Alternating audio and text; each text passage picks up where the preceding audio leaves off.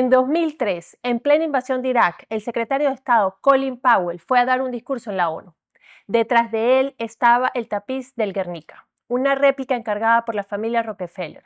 Sin embargo, ese día lo cubrieron con una tela azul. Demasiado incómodo hablar de guerra teniendo detrás una de las pinturas más icónicas contra de la guerra. Eso te da una idea de lo poderoso que puede ser el arte.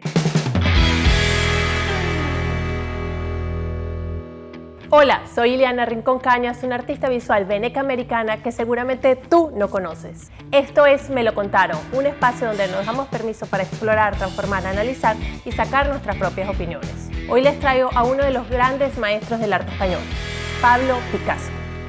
Pablo Diego José Francisco de Paula Nepomuceno Crispín Quispriano María Remedios de la Santísima Trinidad Ruiz Picasso. Sí, era su nombre completo. Nació en Málaga en 1881. Se cuenta que su primera palabra fue pis, de lápiz. Nadie sabe si es cierto, pero la historia encaja con lo que vendría. Antes de escribir frases, ya dibujaba. Su padre, que pintaba palomas obsesivamente buscando la perfección, le cedió sus pinceles convencido que su hijo lo superaría. La juventud de Picasso estuvo marcada por la tragedia. Su mejor amigo, Carlos Casagema, se suicidó en un café en París, disparándose delante de todo el mundo. Este hecho lo hundió en la tristeza y dio origen a la época azul. Cuadros fríos, melancólicos, habitados por mendigos, madres y personajes marginales. Fue entonces cuando Pablo se convirtió en Picasso, el artista que transformaba el dolor en pintura. Pero Picasso no se quedó con ese solo estilo. De la etapa azul pasó a la rosa con arlequines y escenas de circo. Luego llegó el cubismo junto a George Braque, rompiendo con la realidad y fragmentos geométricos. Después exploró la escultura, cerámica, grabado, más de 20.000 obras en total. Un artista incansable y siempre reinventándose. Si estás disfrutando esta conversación y quieres seguir explorando estas historias, suscríbete al canal, dale like y déjame tus comentarios para saber qué es lo que más te gusta y qué otro contenido podemos hacer. En 1937, tras el bombardeo en la ciudad vasca, Guernica, durante la Guerra Civil Española, Picasso pintó su obra más famosa, el mural enorme en blanco, negro y gris, un caballo agonizante, mujeres con hijos muertos y un toro que observa, un cuadro convertido en un símbolo universal de la guerra. El Guernica no estuvo en España durante 44 años. Picasso decidió que permaneciera en el MoMA de Nueva York hasta que su país recuperara la democracia.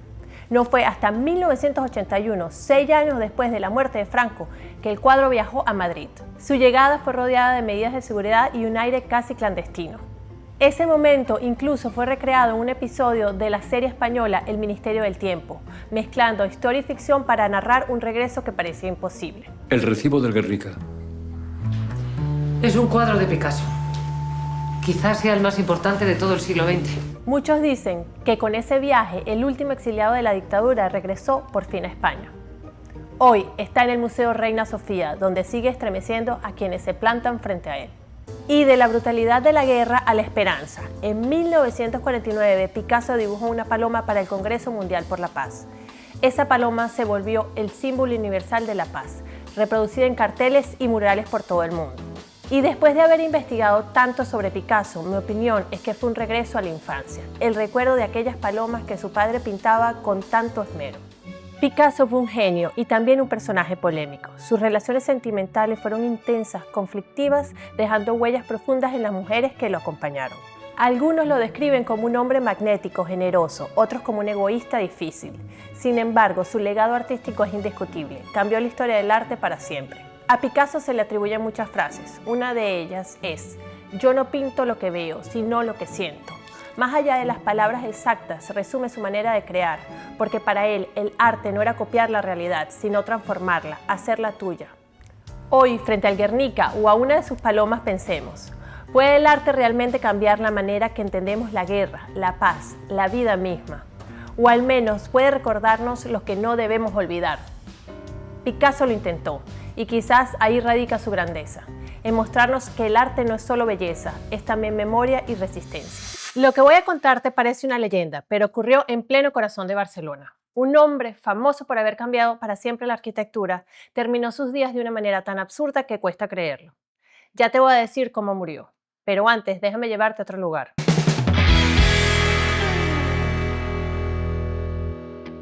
Hola, soy Ileana Rincón Cañas, una artista visual veneca-americana que seguramente tú no conoces. Esto es Me lo contaron, un espacio donde nos damos permiso para explorar, transformar, analizar y sacar nuestras propias opiniones. Hoy les traigo a otro de los grandes maestros del arte español, Antoni Gaudí.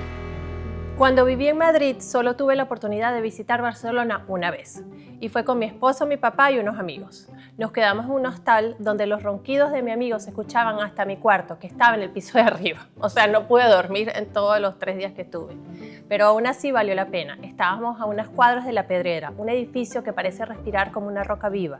Solo por estar cerca de esas obras, el viaje ya había valido la pena. Antoni Gaudí nació en 1852 en Reus, Cataluña, España. De niño, él era muy frágil de salud y pasaba largas horas observando la naturaleza, ramas, conchas, montañas. Todo eso se convertiría en su inspiración arquitectónica. La obra de Gaudí es difícil de encasillar porque mezcla estilos y al mismo tiempo los transforma. Gaudí absorbió el neogótico, el modernista, el mudéjar y lo naturalista, pero acabó creando un estilo tan personal que hoy hasta se habla simplemente de estilo Gaudí. En 1868 llegó a Barcelona para estudiar arquitectura. Él no destacaba por las notas, pero sí por su originalidad. Tanto que un profesor dijo, no sabemos si le hemos dado un título a un genio o a un loco.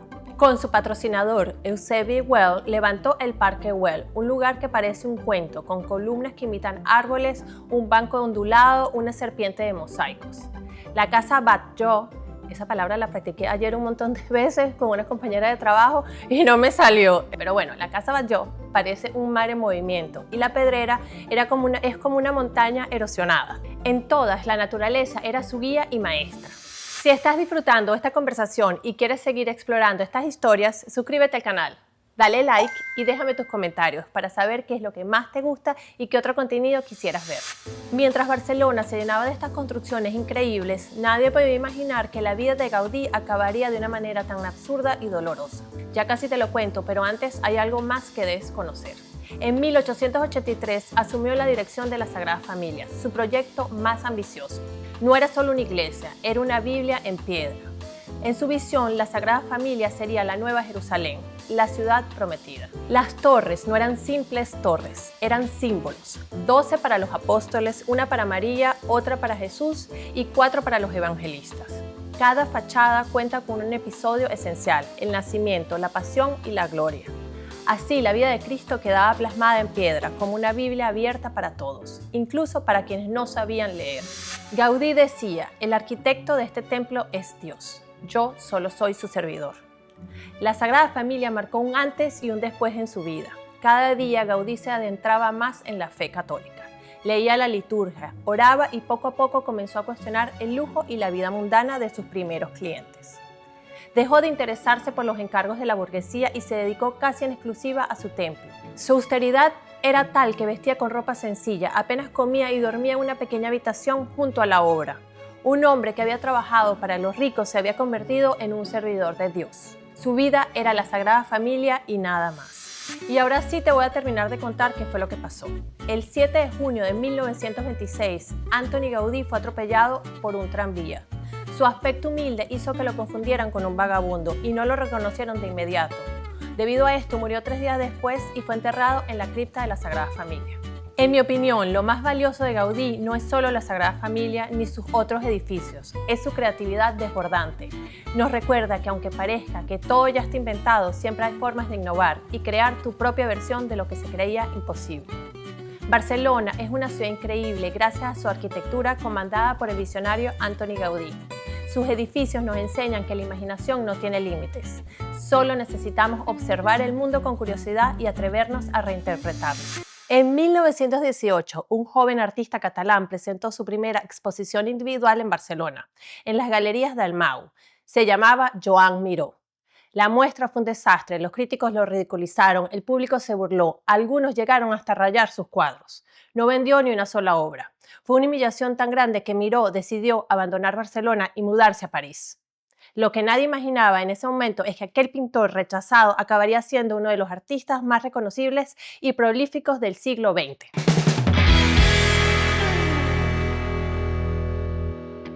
Hola, soy Ileana Rincón Cañas, una artista visual veneca americana que seguramente tú no conoces. Esto es Me lo contaron, un espacio donde nos damos permiso para explorar, transformar, analizar y sacar nuestras propias opiniones. Hoy les traigo a otro de los grandes maestros del arte español, Joan Miró. Joan Miró nació en Barcelona en 1893. Desde joven demostró interés por el arte, aunque sus padres insistieron que estudiara una carrera seria. Empezó como contador, pero que el mundo de los números lo aburría profundamente, tanto que solía llenar los libros de cuenta con dibujos. Finalmente de ahí lo botaron. Miró estudió en el Cercle Artistique de Saint-Just, donde tuvo maestro a Francisco Galí, y fue allí donde su vocación artística se formó. Tras el fracaso de su primera exposición, París se convirtió en su refugio. Allí conoció a artistas fundamentales como Picasso, André Breton, Tristan Tzara y André Manso, que lo acercaron al surrealismo y a las vanguardias. Su estilo fue variando, a veces se le clasifica como surrealista, otros como fauvista o expresionista, pero lo cierto es que creó un lenguaje propio, muy reconocible, hecho de formas simples, colores planos, puntos y líneas que parecen flotar en un espacio casi onírico. Uno de sus cuadros más emblemáticos de la primera etapa es La Masía, una obra que recoge con minuciosidad casi obsesiva los detalles de la granja familiar. La Masía fue tan importante para Miró que la consideraba un resumen de toda su vida hasta entonces. El escritor Ernest Hemingway, fascinado por su obra, pidió dinero prestado para poder comprarla y siempre dijo que era uno de sus cuadros favoritos. Si estás disfrutando de esta conversación y quieres seguir explorando estas historias, suscríbete al canal, dale like y déjame tus comentarios para saber qué es lo que más te gusta y qué otro contenido quisieras ver. Se decía que Miró podía pasar horas decidiendo dónde colocar un solo punto. Para algunos, este detalle mínimo es poesía visual. Para mí, confieso que a veces me resulta una banalidad, casi una burla al espectador. Como diría Antonio García Villarán, hay en Miró un toque de amparte, un arte que vende más por el peso de su nombre que por la complejidad de lo que muestra. Y sin embargo, hay que reconocer que su obra ofrece un espacio alternativo para huir de la violencia y las guerras que marcaron su época. Joan Miró murió en Palma de Mallorca en 1983 a los 90 años, tras una larga enfermedad. Una vida extensa dedicada por completo al arte. Su legado no se mide solo en estilo, sino en números. Más de 2.000 pinturas, 500 esculturas, 400 cerámicas y unos 5.000 dibujos que hoy se encuentran repartidos en museos, colecciones privadas y espacios públicos de todo el mundo. Y es que más allá de la opinión que tengamos sobre su obra, hay algo que no se puede negar. El estilo de Miró es inconfundible. Sus colores primarios, sus formas simplificadas, sus símbolos casi infantiles lo hacen reconocible de inmediato, incluso por quienes nunca han estudiado el arte. Nos guste o no, Miró logró permanecer como artista durante casi todo el siglo XX, evolucionando, adaptándose y dejando la huella en cada etapa. Su nombre está grabado en murales, esculturas y lienzos desde Barcelona hasta París, desde Harvard hasta Tokio. Y ahí está la paradoja. Puede parecernos fascinante o decepcionante, profundo o vacío, genialidad o amparte, pero nadie puede negar que Joan Miró forma parte de la historia del arte. Y en ese sentido, más que insignificante, su trayectoria fue monumental. Lo que voy a contarte parece un misterio, pero es real. Uno de los artistas más grandes de España murió en Burdeos, Francia, pero algo extraño ocurrió con su cuerpo. Su cabeza desapareció después de ser enterrado. ¿Cómo puede ser que un hombre tan admirado termine en un enigma así sobre su descanso final? Hoy te voy a contar su historia y descubrirás cuándo y cómo se descubrió que la cabeza de este increíble artista estaba separada de su cuerpo.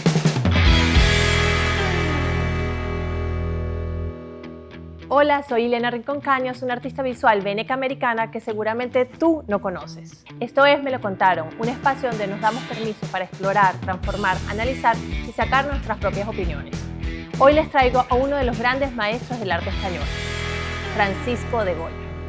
Cuando visité el Museo del Prado en Madrid, me impactó ese tránsito visual, de los retratos solemnes de Velázquez a las fantasías coloridas del Bosco, y finalmente a las profundas sombras de Goya. Frente a Saturno devorando a su hijo, sentí un escalofrío, la violencia, el miedo y la locura concentrados en un solo trazo. Pensé, este hombre vivió algo que lo llevó a pintar así. Francisco de Goya nació en 1746 en Fuendetodos, Zaragoza. De niño fue sacado del colegio para ayudar a su familia. Su padre, dorador de oficio, le enseñó a trabajar con pan de oro y madera. Los doradores eran los que con el pan de oro le ponían a los retablos de los cuadros y de todas las partes de las iglesias. El padre de Goya vio en él algo más grande y lo animó a estudiar pintura. Goya comenzó con José Luzán en Zaragoza y luego se formó en Madrid en el taller de Valleu. Con inteligencia y talento, Goya comenzó a destacar y ahorró suficiente dinero para viajar a Roma. Al regresar a España, se convirtió en un pintor de cámara, retratando a Carlos IV y a María Luisa, con un estilo único, preciso, crítico y lleno de ironía sutil. Era admirado, respetado y temido. Pero detrás de los retratos de la corte, algo empezaba a transformarse en él. Si estás disfrutando esta conversación y quieres seguir explorando estas historias, suscríbete al canal, dale like y déjame tus comentarios para saber qué es lo que más te gusta y qué otro contenido quisieras ver. Algo cambió en la vida de Goya. Ahora sí te voy a contar cuál fue el punto de quiebre. Quedó completamente sordo, un hombre acostumbrado al bullicio, a la música y a las conversaciones, condenado al silencio absoluto. Ese aislamiento transformó su arte. Sus obras empezaron a explorar horrores internos, obsesiones y contradicciones humanas. En la Quinta del Sordo, su refugio cerca de Madrid, pintó murales directamente sobre las paredes. Demonios, cráneos, figuras deformes, las pinturas negras de Goya. Entre ellas, Saturno devorando a su hijo, que representa la brutalidad, el miedo, la locura humana. La Quinta del Sordo, curiosamente, recibía ese nombre de un propietario anterior que también era sordo. Allí, en la soledad y el silencio, Goya pintaba con libertad absoluta. Cada trazo mostraba la fuerza de un artista que transformó su aislamiento en creatividad pura. En 1824, tras la restauración del absolutismo y la censura política, Goya se exilió en Burdeos, Francia. Allí vivió sus últimos años rodeado de amigos, familia y continuando con su obra, aunque de forma más tranquila, lejos del ruido de la corte y de la patria. Y ahora les voy a contar el último misterio de Goya, su cabeza. Cuando su cuerpo fue trasladado desde Burdeos hasta España, descubrieron que su cabeza había sido separada. Nadie sabe exactamente por qué ni dónde está. Este enigma terminó de consolidar su leyenda. Incluso en la muerte, Goya sigue rodeado de secretos, tal como lo estuvo su arte en vida. Hasta hoy, el paradero de su cráneo sigue siendo un misterio sin resolver. Francisco de Goya murió en 1828 dejando un legado monumental. Fue un artista prolífico y adelantado a su tiempo, capaz de capturar la realidad con una mirada crítica y profunda. No solo transformó la pintura española, sino que dejó un legado que influiría en generaciones futuras. Sus retratos, sus grabados y sus pinturas murales muestran la complejidad de la condición humana, la luz y la sombra, la belleza y el horror. Goya nos muestra que un verdadero artista puede transformar el aislamiento, el miedo y el dolor en la obra de arte que trasciende en el tiempo. Dalí nació en Figueres en 1904 y desde el principio el destino ya jugaba con él. Llevaba el mismo nombre de su hermano mayor, que había muerto antes que él naciera. Cuando tenía 5 años, sus padres lo llevaron a la tumba de ese hermano y le dijeron: tú eres su reencarnación. Esto lo marcó de por vida y lo llevó a pensar que él era especial. Y a lo mejor sí lo era. Hola, ¿qué tal? Yo soy Ileana Rincón Cañas, una artista visual veneca americana que seguramente tú no conoces. Hoy quiero hablarles de uno de los grandes maestros del arte español, Salvador Dalí. Desde muy pequeño mostraba una habilidad asombrosa para dibujar, pero también una sensibilidad extrema, comportamientos obsesivos y un mundo interior tan potente que no cabía en la realidad. Cuando entra en contacto con el movimiento surrealista en París, encuentra su lenguaje, pero también lo transforma. Mientras otros exploraban el subconsciente desde la psicología o el azar, Dalí inventa el método paranoico crítico. Crea imágenes como si vinieran de una alucinación voluntaria, combina lo imposible y a pintarlo todo, con una técnica de precisión casi renacentista. También, muy a lo español, nombró la siesta de 1 minuto. La idea era así: se sentaba en una silla con una cuchara en la mano, debajo ponía un plato de metal, cerraba los ojos para quedarse medio dormido. En el momento en que el sueño lo vencía, la cuchara caía, golpeaba el plato y ahí se despertaba. Dalí decía que en ese instante, justo entre la vigilia y el sueño, era el momento más fértil para la creatividad, porque la mente estaba llena de imágenes extrañas y asociaciones imposibles. Por cierto, si estás disfrutando esta conversación y quieres seguir explorando juntos a estas historias, suscríbete al canal. Así no te perderás ninguno de los próximos episodios que te tengo preparados. Dalí es sin duda el rey de lo extravagante, el maestro absoluto del surrealismo. Es imposible no quedar impactado por las imágenes oníricas, esos relojes blandos que se derriten, sus elefantes con patas larguísimas como de araña. La primera vez que vi La persistencia de la memoria, su obra más famosa, de 1931, me voló la cabeza. Era una locura visual y yo una adolescente a contracorriente. La única materia que realmente me gustaba era Historia del Arte y Artística, que me la enseñaba Sor María del Carmen, sí, un colegio de monjas. Me encantaría mostrarles una foto de ella, pero sinceramente no he conseguido ninguna. Les cuento esto porque fue con el libro de Cándido Millán de cuarto año que me enamoré de Dalí. En la portada, en la parte superior, estaba La persistencia de la memoria. Esa imagen quedó grabada en mi inconsciente durante años, hasta que la vi en el MoMA. Nunca imaginé que fuera tan pequeña, aproximadamente 33 centímetros de ancho por 24 de alto. Es tan diminuta, pero a la vez tan potente como lo había soñado. Un lugar silencioso, inquietante, donde el tiempo ya no importa. Dalí dijo que se inspiró en un queso camembert derritiéndose, pero sabemos todos que sus obsesiones iban mucho más allá. ¿Sabías que hay lugares que son reales que parecen salidos de sus cuadros? Las rocas de Cadaqués, donde él vivió su infancia, los cielos de la costa catalana. Todo eso aparece una y otra vez en sus obras. Dalí pintaba lo que soñaba, pero también soñaba con lo que veía. Dalí se decía un genio y lo buscaba activamente, quería pasar a la historia como una leyenda, y él lo logró. Pero a veces detrás de un genio hay muchas, pero muchísimas capas, y con Dalí es especialmente cierto. Como dice la canción de Mecano, ¿dónde acaba el genio? ¿A dónde empieza el loco? Siempre parecía vivir en un performance. Su relación con el poder fue polémico, se definía anarco-monárquico, pero supo moverse muy bien debajo del régimen franquista. Incluso pintó a la nieta de Francisco Franco. Esto me hace preguntarme, ¿hasta dónde llega el compromiso de un artista? ¿Se puede separar el arte y política? No es fácil. También está su relación con el escritor y director de teatro Federico García Lorca. Entre ellos hubo una amistad muy intensa y una conexión creativa profunda. Lorca sintió un gran afecto por Dalí con tintes románticos, pero Dalí nunca quiso llevar esa relación al terreno amoroso. Y si hablamos del terreno amoroso de Dalí, tenemos que hablar de Gala. Su verdadero nombre era Elena Ivanova Dikhanova, nacida en Rusia y 11 años mayor que él. Y ella estaba casada en el momento que lo conoció con el poeta Paul Éluard, también otro surrealista. Gala fue mucho más que su musa, fue su agente, su manager, su motor. Dalí decía que su famoso método paranoico crítico que les expliqué anteriormente solo funcionaba con un núcleo vivo, y ese era Gala. Y que Gala también solo había una. Durante la Segunda Guerra Mundial, Dalí y Gala se mudaron a Nueva York y ahí ocurre algo inesperado. Dalí se convierte no solo en artista, sino en una celebridad. Colabora con Disney, diseña escaparates, crea portadas, joyas, campañas de publicidad. Se convierte en un espectáculo, pero también vivió episodios absurdos, como aquel en el que aparece en una conferencia vestido de torero, con un piano cubierto de coliflores. Él se desmaya en medio del show y al despertar dice, fue perfecto. Así era él, cada acto era parte de su obra. Gala muere en 1982. Ahí Dalí perdió su entusiasmo por vivir. Él decía, sin Gala no hay Dalí. Dalí murió en 1989, en su Figueras natal, dejando unas 1500 pinturas, esculturas, joyas, moda y colaboraciones con Hitchcock y Disney. Su última gran obra fue el Teatro Museo de Dalí en Figueres, el objeto surrealista más grande del mundo diseñado por él mismo, donde él se encuentra enterrado bajo esa cúpula. Dalí fue un genio, un provocador, un hombre de contradicciones y un artista imposible de separar su vida de lo personal. He visitado varias veces el Museo de Salvador Dalí en St. Pete, Florida, y es excelente, es el lugar donde hay más obras de él. La arquitectura del edificio es una cúpula de vidrio que se abre hacia el cielo, una especie de burbuja surrealista. Por dentro hay una escalera en espiral que se enrosca como un ADN. Hasta la tienda del museo impresiona, ya que hay una instalación de un Rolls Royce basada en la obra de Salvador Dalí de 1938 que se llama Taxi Lluvioso. Este es una colaboración entre ese museo y el Museo del Automóvil de Tampa Bay. Dentro del Rolls Royce llueve.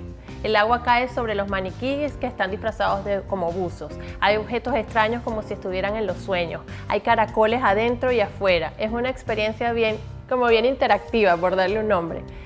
En ese museo no solo se expone su obra, te metes dentro de su mente. Podría estar hablando por horas de Dalí, pero quería contarles esta última curiosidad. ¿Sabían que el famoso logo de las chupetas o paletas chupachus, esas que son redondas, que todos hemos probado alguna vez, él las diseñó? Dalí nunca quiso ser comprendido, solo quiso ser recordado y él lo logró. Nos dejó relojes blandos, elefantes imposibles, huevos gigantes, paisajes y sobre todo nos dejó la certeza de que el arte no necesita sentido para ser poderoso, solo necesita libertad. El cuadro que hoy conocemos como Las Meninas casi desaparece la Nochebuena de 1734. Un incendio que devoró el Real Alcázar de Madrid, ubicado en el mismo lugar que hoy se alza el Palacio Real, también conocido como Palacio de Oriente. Las personas que trabajaban en el palacio y los guardias lograron sacar por las ventanas apenas unas obras para salvarlas, y entre ellas estaba Las Meninas, que sobrevivió aunque dañada en algunas zonas. Lo que pudo haberse perdido aquella noche se convirtió con el paso de los siglos en uno de los cuadros más reinterpretados, estudiados y admirados por la historia del arte.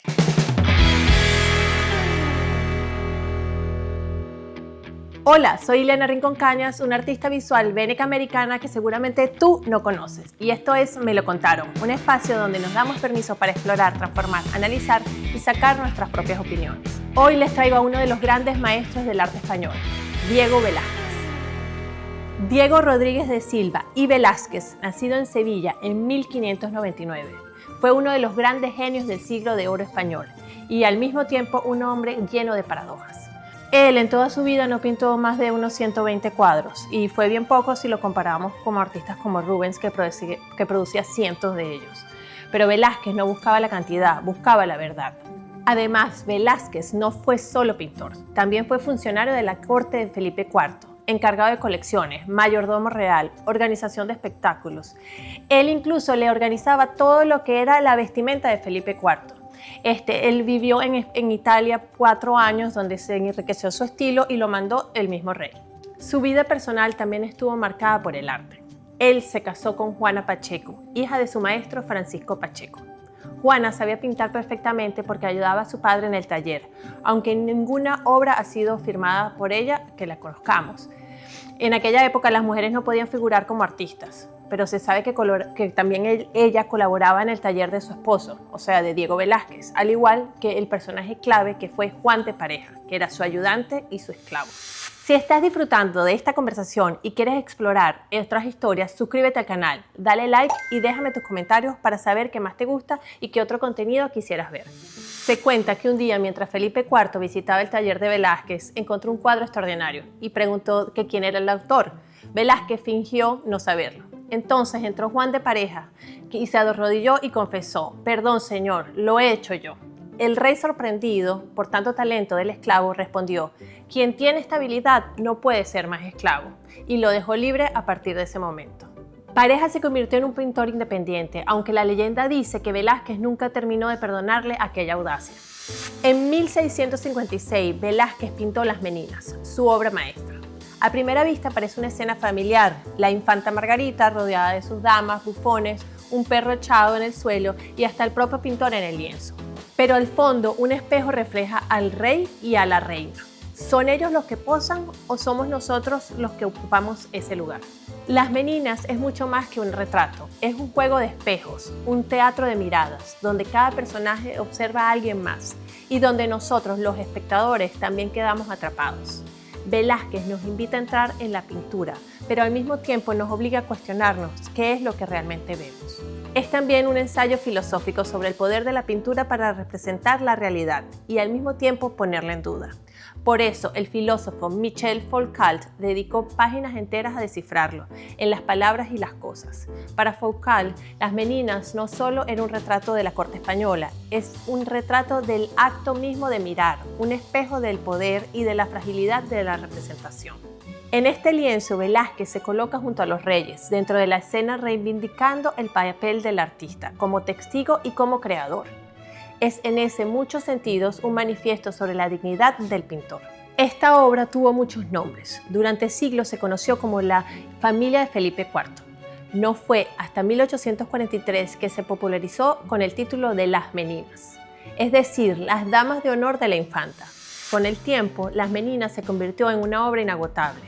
En 1954, Picasso pintó 58 versiones del cuadro en su estudio de Cannes, reinventando cada personaje con un lenguaje cubista. Dalí lo reinterpretó con espejos y juegos surrealistas. El colectivo Equipo Crónica lo convirtió en un símbolo político de la España franquista.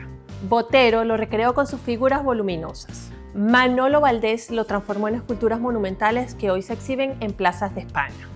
Y más recientemente el proyecto Meninas Madrid Gallery de un venezolano, Antonio Asato, llevó a estas figuras a las calles de Madrid y hasta en Caracas en el 2024, donde se instalaron 19 esculturas interpretadas con símbolos venezolanos.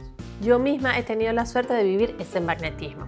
En el 2003, cuando vivía en España, que viví del 2002 al 2004, visitaba el Museo del Prado casi una vez al mes solo para contemplar a las meninas. Y siempre había multitudes alrededor de ella. Pero lo sorprendente que cada espectador parecía ver un cuadro distinto. Uno se fijaba en el infanta, otros se fijaban en el espejo, otro en el niñito que le estaba dando un pisotón al perro.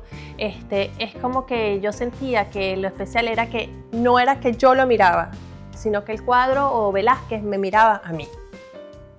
Diego Rodríguez de Silva y Velázquez, nacido en Sevilla en 1599 y muerto en Madrid en 1660, pintó poco, pero pintó lo suficiente para ser eterno. Fue funcionario, esposo de una mujer artista silenciada, maestro de un esclavo convertido en pintor libre y autor de un lienzo que casi arde en el fuego, pero sobrevivió para convertirse en el espejo del mundo. Esa es la paradoja de Velázquez, el hombre que pintó poco, pero lo cambió todo. Gracias por acompañarme. Si quieres más de estas historias, suscríbete al canal. Dale like y déjame tus comentarios. Y si te preguntan dónde escuchaste esto, solo di, me lo contaron.